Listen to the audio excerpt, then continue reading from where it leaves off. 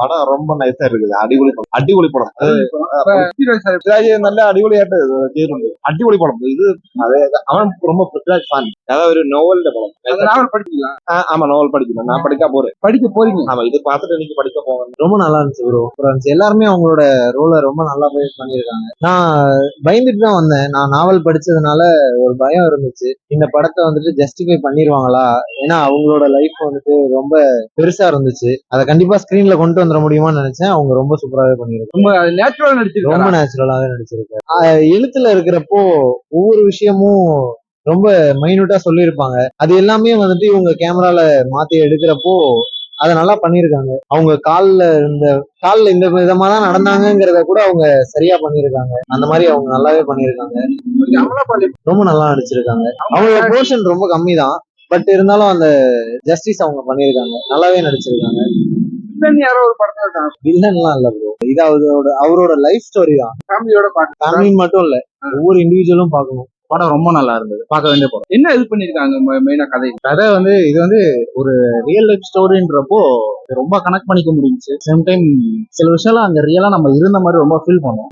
நான் புக்கு படிக்கல இன்னும். நான் புக்கு போய் படிக்கணும் ரொம்ப ஆர்வம். பிருத்திவிராஜ் நடிப்பு ரொம்ப அற்புதமா இருந்தது. பெஸ்ட். அங்கெல்லாம் அவரு சில இடத்துல எல்லாம் நம்மள அழ வச்சிட்டாரு. ரொம்ப நல்லா இருக்கு. கமலாபாலோட அவங்க சிறு கதாபாத்திரத்தை தான் வந்து நல்லா இருக்கு. நல்லா இருந்துச்சு படம். புக்கு படிச்சவங்களுக்கு எப்படி இருக்குன்னு தெரியல. நான் புக்கு படிச்சிருக்கேன். படம் ரொம்ப நல்லா எடுத்திருக்காங்க. ரசி வந்து இவ்வளவு இம்பாக்டா இருப்பாரு நான் நினைக்கிறேன். தப்பான விசாவில போயிட்டு மாட்டிக்கிறாரு. எல்லாரும் அப்படி போறதில்ல, பட் இவர் மாட்டிக்கிறாரு. இதுக்கு உண்மையா நடந்திருக்குன்னு நினைக்கும் போதுதான் ரொம்ப கஷ்டமா இருக்கு. ஒருத்தரோட லைஃப் எக்ஸ்பீரியன்ஸ இன்னொருத்தர் ஃபீல் பண்ற அளவுக்கு எடுக்கிறதுன்றது ரொம்ப கஷ்டம். லசி நல்லா எடுத்திருக்கு. அவர் இதுல இருந்து மென்டலி எப்படி வெளியே வர போறாருன்னு தெரியல. அவரோட ஃபுல் எஃபர்ட் போட்டு நடிச்சிருக்காரு. அவரோட 200% கொடுத்திருக்காருன்னு நினைக்கிறேன். பயங்கரமான வெயிட் லாஸ் பண்ணிருக்காரு. அவர் மென்டலி அது பிசிக்கலி எப்படி இதுல இருந்து வெளியே வர போறாருன்னு தெரியல. நல்லா நடிச்சு. கமலாபாளையம் அவரோட போர்ஷன் ரொம்ப கம்மி தான். ரொம்ப கம்மியான போர்ஷன் தான் வராங்க. பரவாயில்ல. அவர் தான் படத்துக்கு உயிர் கொடுத்திருக்காரு. ஏஆர் ரஹ்மான் படமா நல்லா இருக்கு. பட் படத்துக்கு இன்னும் ஒரு எக்ஸ்ட்ரா ஆடடா ஏஆர் ரஹ்மானோட மியூசிக். இல்லன்னா யாரும் இல்ல. படம் ஃபுல்லா பிருத்திவிராஜ் தான். ஏஜென்ட்ல போறதுக்கு ஒரு படம் இது நல்லா இருக்கிறோம். பரவாயில்ல. பிருத்திவிராஜ் ஆக்டிங் சூப்பரா இருக்கு. இல்ல மெயினா சர்வைவர் தான். ட்ரூ இன்சிடென்ஸ் தான் அது.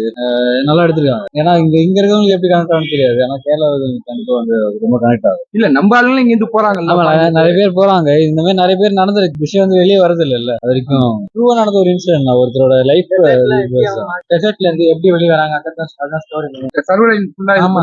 இப்ப அந்த சவுதி அரேபியா பாக்குறப்ப எப்படி ஃபுல்லா டெசர்ட் தான் அவங்க சர்வை பண்றது. ஏன்னா அவங்க சர்வை பண்ணி வர்றதே ரொம்ப சுத்தி வளர்ச்சி வர்றாங்க. ஊர்ல வேலை இல்ல, சோ அதனால அங்க அங்க இருந்து எப்படி தப்பிக்கிறாங்கன்றதான் கதை. நீதி அங்கிருந்து போயிட்டு அங்கிருந்து எப்படி வர மூவ் ஆறாங்க.